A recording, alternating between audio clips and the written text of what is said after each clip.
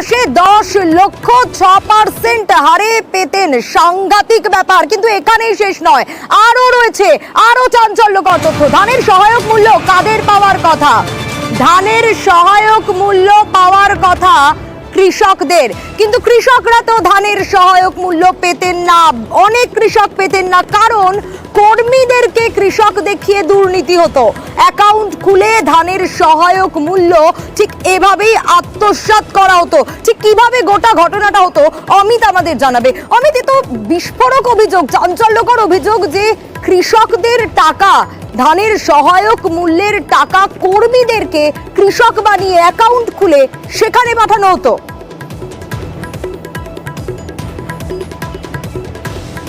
একেবারে দেখো, তদন্ত করতে গিয়ে রেশন দুর্নীতি তদন্ত করতে গিয়ে আলিফ এবং তার ভাই আনিসুর এই মুহূর্তে ইডি হেফাজতে রয়েছে এবং তদন্ত করতে গিয়ে দেখা যাচ্ছে যে এদের পৈতৃক যে ব্যবসা চালকল, সেটি প্রথম 2007 সালে হলেও 2011 সালের পর যখন জ্যোতিপ্রিয় মল্লিক খাদ্যমন্ত্রী এবং বাকিপুরের মাধ্যমে এদের সাথে জ্যোতিপ্রিয় মল্লিকের ঘনিষ্ঠতা বাড়ে এবং 2015 সালে প্রথম তারা কোম্পানি খোলে। কোম্পানির নাম ইডি সূত্রে যেটা বলা হচ্ছে পীর Gorachand food processing private limited. এরা 2015 সালে ফার্স্ট এই কোম্পানিটা খোলা হয়।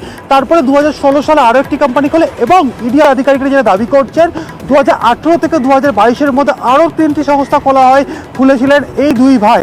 খোলার কারণ কি? কারণ ইডির তরফে যেটা দাবি করা হচ্ছে যে চূড়ান্ত পর্বে, সর্বোচ্চ পর্বে যখন এসব দুর্নীতি অর্থাৎ 2018 থেকে 22-এর মধ্যে, সেই সময় ধান কেনার নামে সহায়ক মূল্য যে কারচুপি করা হয়েছে, যেটা গরিব চাষিদের পাওয়ার কথা, সেই টাকা সরাসরি পৌঁছে গিয়েছে এই 5টি যে সংস্থার কথা বলা হচ্ছে ইডির তরফে। এই 5টি সংস্থা যারা কর্মী ছিলেন এবং আনিসুর এবং আলিফের যারা আত্মীয় পরিজন ছিলেন, তাদেরকে কৃষক দেখিয়ে তাদের নামে অ্যাকাউন্ট খুলে ধান কেনার সহায়ক মূল্য চলে গিয়েছে তাদের অ্যাকাউন্টে। অর্থাৎ গরিব চাষিদের যে টাকা পাওয়ার কথা ছিল সেই টাকা কিন্তু চলে গেল এই 5টি কোম্পানির যারা কর্মী তাদের অ্যাকাউন্টে। তাদেরকে কি দেখানো হলো? তাকে কৃষক দেখানো হলো। এখানেই তাই নয়, এই 5টি কোম্পানির সঙ্গে সরাসরি যোগসূত্র বা আর্থিক লেনদেন পাওয়া যাচ্ছে জ্যোতিপ্রিয় মল্লিকের 3টি কোম্পানি, যেখানে দফায় দফায় কিন্তু আর্থিক লেনদেন হয়েছে, অর্থাৎ টাকা ট্রান্সফার হয়েছে। অর্থাৎ বাকিবুর রহমানের কোম্পানির সাথে যেমন জ্যোতিপ্রিয় মল্লিকের কোম্পানি যেমন আর্থিক লেনদেন হয়েছিল, একইভাবে দেখা যাচ্ছে আনিসুর এবং আলিফের যে 5টি সংস্থা রয়েছে এই সংস্থাগুলির সঙ্গে জ্যোতিপ্রিয় মল্লিকের সংস্থার আর্থিক লেনদেন হয়েছে। এছাড়া বিভিন্ন সময় ব্যালেন্স শিট তারা খতিয়ে দেখতে চাইছেন, কারণ বিভিন্ন সময় দফায় দফায় এই সমস্ত সংস্থার অ্যাকাউন্টে টাকা আসছে। এই টাকাগুলো কোথা থেকে এলো? এবং বর্তমানে প্রায় 6 থেকে 8 কোটি টাকার মতো টাকা রয়ে গিয়েছে অলিভ এবং আনিসুরের ব্যাংক অ্যাকাউন্টে। এই টাকা কোথায়? একেবারে অমিত, ভয়ঙ্কর অভিযোগ। একদিকে তো সুদে টাকা খাটানো, আর তারই পাশাপাশি আবার কর্মীদেরকেই কৃষক বানিয়ে দেওয়া।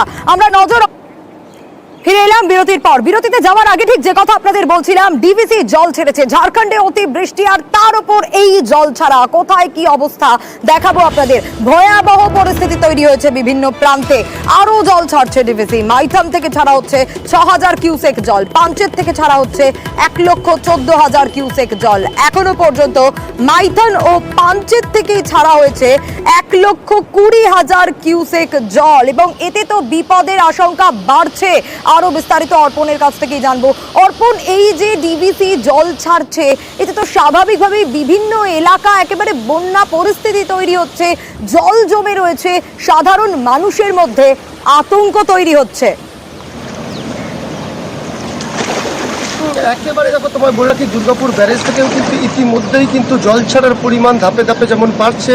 দুর্গাপুর ব্যারেজ থেকে জল ছাড়া হয়েছে কিন্তু 98,525 কিউসেক জল ধাপে ধাপে ছাড়া হয়েছে, এবং দেখা যাচ্ছে যে দামোদরের আশেপাশে যে জেলাগুলি রয়েছে সেই জেলাগুলিতে কিন্তু বন্যা পরিস্থিতি একেবারে দেখা দিয়েছে যেরকম, এবং দেখা যাচ্ছে আশেপাশে যে গ্রামগুলি এবং যে জেলাগুলি রয়েছে মানুষের মধ্যে কিন্তু আতঙ্ক বাড়ছে। অর্থাৎ দেখা যাচ্ছে যে পাঞ্চেত এবং মাইথন জলাধার থেকে যে পরিমাণে জল ছাড়া হচ্ছে সেই জল কিন্তু আস্তে আস্তে এসে দুর্গাপুর ব্যারেজে পৌঁছাচ্ছে, এবং দুর্গাপুর ব্যারেজ থেকেও কিন্তু জল ছাড়া হচ্ছে এবং বিপদসীমার ওপর দিয়ে বইবে জল, এবং এই জল ছাড়ার পরিমাণ অনেকটাই বাড়বে। বেলা যত বাড়বে জল ছাড়ার পরিমাণ আস্তে আস্তে বাড়বে, এবং জানা যাচ্ছে যে বিপদসীমার ওপর দিয়ে কিন্তু তখন জল বয়ে যাবে। এবং আশেপাশে যে এলাকা ইতিমধ্যেই সতর্কতা জারি করা হয়েছে, প্লাবনের পরিস্থিতি তৈরি হতে পারে এবং বেশ কয়েকটি জেলায় দেখা যাচ্ছে সেখানে কিন্তু জলমগ্ন হয়ে পড়েছে, অর্থাৎ মানুষের মধ্যে কিন্তু আতঙ্ক বাড়ছে।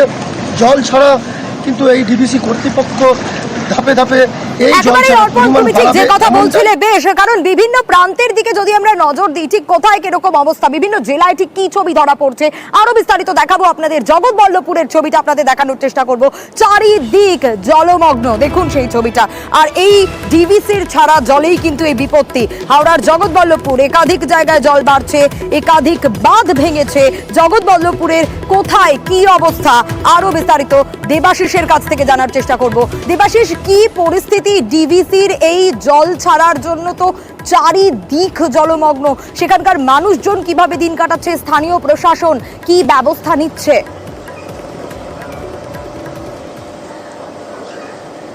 দেখো 2021 সালে যখন বন্যা হয়েছিল শেষবারের মতন, সেই সময় আমরা দেখেছিলাম জগৎবল্লভপুর একেবারে শেষের দিকে বেশ কয়েকটি গ্রামে জল ঢুকেছিল, স্থানীয় বাসিন্দাদের বাড়িতে বাড়িতে জল ঢুকেছিল। কিন্তু এবারে একেবারেই তার চরিত্র বদল হয়ে গেছে।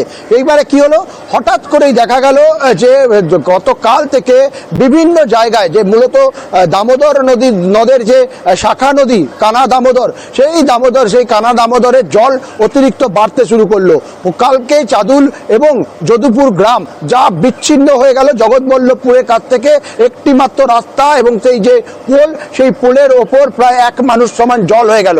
এরপর সেই জল যখন আরো সামনের দিকে এগোলো, অর্থাৎ পাঁচলার দিকে পাতিহালে পরপর দুখানা বাঁধ একটা ভেঙে গেল এবং তাতে কিন্তু যথেষ্ট দুশ্চিন্তার ভাঁজ ইতিমধ্যেই প্রশাসনের কপালে। তার কারণ সকাল থেকে আমরা দেখতে পাচ্ছি আরো বেশ কয়েকটি জায়গায় কিন্তু পরিস্থিতি যথেষ্ট অবনতি হয়েছে। ফলে এই মুহূর্তে জেলা প্রশাসনের তরফ থেকে সেখানে বিভিন্নভাবে ক্যাম্প করা হচ্ছে।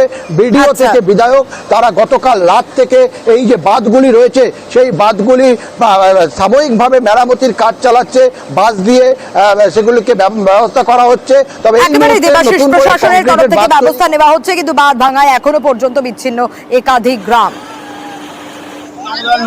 ভারী বৃষ্টি হওয়ার কারণে আমাদের হাবিবপুর গ্রামের দিকে যে বাঁধটা ছিল সেটা ভেঙে এখন জল ঢুকছে গ্রামের ভিতরে। খুলনার দিকে আমরা আগে চলে যাচ্ছি আস্তে আস্তে করে। সরকারের কাছে অনুরোধ করবো যে এটা একবার দেখভাল করার জন্য। শুধু জগৎবল্লভপুর নয়, আরো ছবি আপনাদের দেখাবো। ডিভিসির ছাড়া জলের বিপত্তি, ডিভিসির জলের বিপত্তি উলুবেড়িয়াতেও। দেখুন আপনাদের ছবিটা দেখাচ্ছি, উলুবেড়িয়ার আমতায় একেবারে বিপদ সীমার ওপর দিয়ে বইছে মুন্ডেশ্বরী। 4টি বাঁশের সাঁকো ভেঙে গিয়েছে, একাধিক গ্রাম বিচ্ছিন্ন। কি পরিস্থিতি আরো বিস্তারিত আমরা জানবো। আমাদের সঙ্গে রয়েছেন আমাদের প্রতিনিধি সন্তু রয়েছেন আমাদের সঙ্গে, সন্তুর কাছ থেকে আরো বিস্তারিত জানবো। সন্তু, কি অবস্থা একটু জানতে চাইবো, তার কারণ এখানেও একটা প্রশ্ন উঠছে, এত বাঁশের সাঁকো ভেঙে যাওয়া, সেতু ভেঙে যাওয়া, বিপর্যস্ত সাধারণ মানুষ, স্থানীয় প্রশাসন কি বলছে? দেখো, আমতার যে মুন্ডেশ্বরী নদী, সেই নদীর জল কিন্তু এই মুহূর্তে বিপদসীমার ওপর দিয়ে বইছে। তার ফলে কিন্তু আমতার সাথে আর দ্বীপ অঞ্চল ভাটোরা, যেখানে হচ্ছে 2টি গ্রাম পঞ্চায়েত আছে, সেখানে কিন্তু যোগাযোগ প্রায় বিচ্ছিন্ন হয়ে পড়েছে। কারণ 4টে বাঁশের সেতু গতকাল রাতেই ভেঙে গিয়েছে। ফলে সমস্যায় পড়েছেন প্রায় কয়েক হাজার মানুষ। তারা এই মুহূর্তে একমাত্র ভরসা হচ্ছে নৌকা। সেই নৌকার মাধ্যমেই কিন্তু রুগী থেকে শুরু করে সাধারণ মানুষ কিন্তু যাতায়াত করতে বাধ্য হচ্ছেন। যেটা ঘটনা ডিবিসি ছাড়া জলেই কিন্তু এই মুহূর্তে আমতার যে রূপনা মুন্ডেশ্বরী নদী, সেই নদী কিন্তু কার্যত ফুলে ফেপে উঠেছে এবং তার ফলেই যে 4টে বাঁশের সেতু, সেই সেতু ভেঙে গিয়েই কিন্তু বিপত্তি। এবার প্রশাসনের তরফ থেকে বিভিন্ন রকম কিন্তু সতর্কতামূলক ব্যবস্থাও নেওয়া হয়েছে বিভিন্ন জায়গায়। যে ভাটোরা দ্বীপ অঞ্চল, সেখানে কিন্তু যেমন স্বাস্থ্যকেন্দ্র ব্যবস্থা করা হয়েছে, তেমনই কিন্তু বিধায়ক সুকান্ত পাল জানিয়েছেন কিন্তু প্রশাসনের তরফ থেকে সমস্ত রকম ব্যবস্থা, আপৎকালীন যে সমস্ত সব কিছুর ব্যবস্থা করা হয়েছে। যদিও জল বাড়ার সাথে সাথে এই দ্বীপ অঞ্চল কিন্তু প্লাবিত হওয়ারও আশঙ্কা করছেন তিনি। বেশ সন্তু, একেবারে স্থানীয় প্রশাসন কি বলছেন, ক্ষতিগ্রস্ত মানুষরা কি বলছেন, বিধায়ক কি বলছেন শোনাবো। এই স্রোতের নৌকা খুব কম প্যাসেঞ্জার নিয়ে যাচ্ছে, আর এর থেকে বেশি জল হলে জোয়ারের সময় মোটামুটি ওভারফ্লো হয়ে যাবে, আর মানুষ তো বিপদের মধ্যেই আছে। হচ্ছে ব্রিজ হলে সেটা সুবিধা হতো, কিন্তু এমনি নৌকাতে সমস্যা হচ্ছে। নদীতে জল তো আছে। হ্যাঁ, এখন কোথায় যাবো ডাক্তার খানা? এই কোন গাড়িতে করে যাবে? ওই তো কিসে করে আপনার বাড়িতে কি অসুবিধা? অসুবিধা কি এখন? আমি পাতা দিয়ে এখন দিয়েছি ফুলবিটা ফুলবাজি। 3টি গ্রাম পঞ্চায়েত পরিচালিত 3টেই গতকাল স্রোতে ভেঙে যায়। আমরা এই দ্বীপাঞ্চলের সঙ্গে ভূখণ্ডে সংযুক্ত করার জন্য আমরা সরাসরি সকাল থেকেই ফেরি সার্ভিস চালু করি। নিয়ন্ত্রিতভাবে পুলিশ সেই কাজ দেখছেন, তদারকি করছেন যাতে কোনো মানুষের বিপদ না হয়। কিন্তু জলস্তর এবং যেভাবে স্রোত চলছে তাতে যদি আরও জল ছাড়ার পরিমাণ বাড়ে তাহলে আমাদের দ্বীপাঞ্চল প্লাবিত হতে পারে। আমরা দ্বীপাঞ্চল যদি প্লাবিত হয় আমাদের সমস্ত কিছুই আমাদের আগাম সতর্কতা এবং ব্যবস্থা নেওয়া হয়েছে।